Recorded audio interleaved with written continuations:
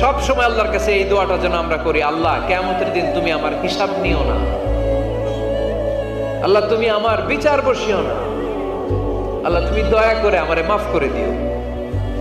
আল্লাহ যার বিচার করবেন ও জাহান্নামে যাবে, আর যার বিচার করবেন না সে জান্নাতে যাবে।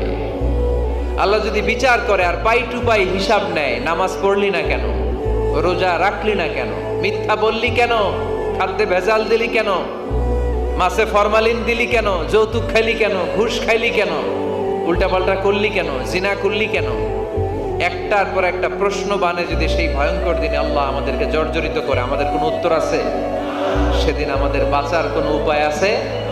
তাই আমরা সবাই আল্লাহর কাছে দোয়া করবো, আল্লাহ কোনো বিচার টিচার মানি না, কোনো বিচার করতে পারবো না, দয়া করবা। কথা কয় না? কি করবে?